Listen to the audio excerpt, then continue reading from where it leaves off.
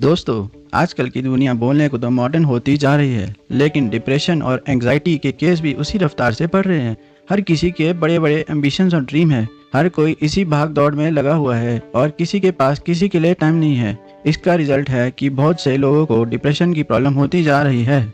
इसीलिए आज आपको ऐसी बुक के बारे में बताने जा रहा हूँ जिसे पढ़कर आप वरी, एंग्जाइटी और डिप्रेशन को दूर कर सकेंगे और एक हैप्पी लाइफ जी सकेंगे। How to stop worrying and start living book Dale Carnegie ने लिखी है। डेल कार्नेगी एक American writer, lecturer, developer of course in self improvement, salesmanship, corporate trainer और एक पब्लिक स्पीकर थे।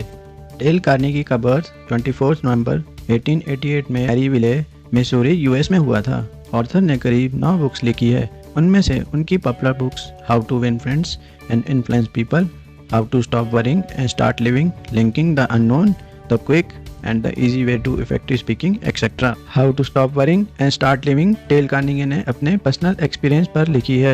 एक टाइम था जब ऑथर बहुत चिंता करते थे और इससे उनकी हेल्थ पर बहुत बुरा असर पड़ा था। इसलिए उन्होंने ये बुक लिखी जो आज पूरे वर्ल्ड में फेमस हो चुकी है। दोस्तों, मैं इस बुक से कुछ टिप्स शेयर करूंगा आपके साथ। चलिए स्टार्ट करते हैं। Live in day light compartments. Worry दूर करने का ट्रिक है लिव इन प्रेजेंट। हम लोग जब अकेले होते हैं तब हम अपने ज़्यादातर टाइम पास्ट के बारे में सोचते रहते हैं। पास्ट में हुई गलतियों के बारे में सोचकर हम दुखी हो जाते हैं। ऐसे में हम अपना फ्यूचर के बारे में भी गलत सोचना शुरू कर देते हैं। एग्जाम्पल, जॉब नहीं मिली तो क्या होगा, एग्जाम में पास नहीं होगे तो क्या होगा, बॉस ने डांटा तो क्या होगा। ऑथर ने बताया है कि हमें ना तो पास्ट के बारे में सोचना चाहिए और ना फ्यूचर के बारे में। पास्ट बीत चुका है और फ्यूचर किसने देखा। हमें हमेशा अपने प्रेजेंट में ही जीना चाहिए। A magic formula for solving worry situation. Author इसमें 3 स्टेप्स बताते हैं। नंबर 1, अपने आप से पूछे कि सबसे वर्स्ट क्या हो सकता है अगर प्रॉब्लम सॉल्व ना हुई तो। नंबर 2, फिर अपने आप को मेंटली प्रिपेयर करें प्रॉब्लम को वर्स्ट से एक्सेप्ट करने का अगर प्रॉब्लम सॉल्व ना हुई तो। नंबर 3, उसके बाद शांति से सोचे कि प्रॉब्लम में इम्प्रूवमेंट कैसे ला सकते हैं।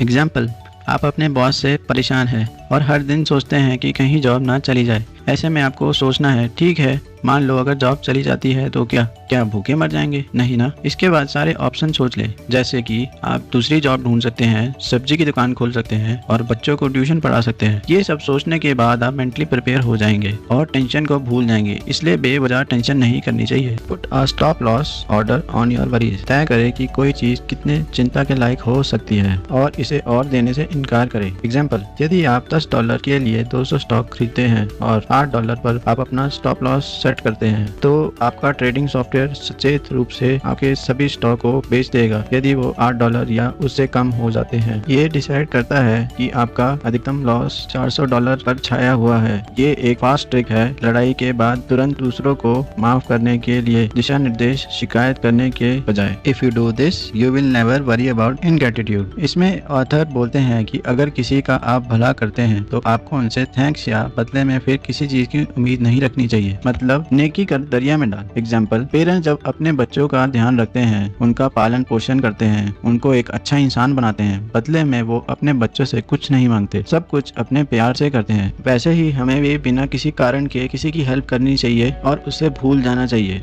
If you have a lemon make a lemonade. Difficult situation में हमें अपॉर्चुनिटी देखनी चाहिए। कई बार क्वेश्चन में ही उसका आंसर छिपा होता है। हमें एकदम शांत रहकर नेगेटिव सिचुएशन को पॉजिटिव सिचुएशन में कैसे बदले ये सोचना चाहिए। एग्जाम्पल, एक बार एक आदमी एक फार्म में गया जहाँ उसने देखा कि एक फार्मर ने कैसे एक मिस फॉर्चून लैंड को फॉर्चून में बदला है। जब फार्मर ने उस फार्म को खरीदा था तब वो बहुत डिस्करेज हुआ क्योंकि वहाँ पर ना तो फ्रूट लग सकते थे और ना जानवर पाल सकते थे। वहाँ बस कुछ ओक ट्री और रेटल स्नेक थे। फिर उसे एक आइडिया आया कि वो रेटल स्नेक्स की फार्मिंग करने लगा। फिर वो आदमी वहाँ कुछ सालों के बाद गया और उसने देखा कि उसके फार्म पर टूरिस्ट आने लगे हैं जिससे वो सालाना $20,000 की इनकम करने लगा है और रेटल स्नेक्स का पॉइजन भी लैब्स में भेजता था जिससे मेडिसिन बनती थी और उससे भी उसे इनकम होने लगी थी।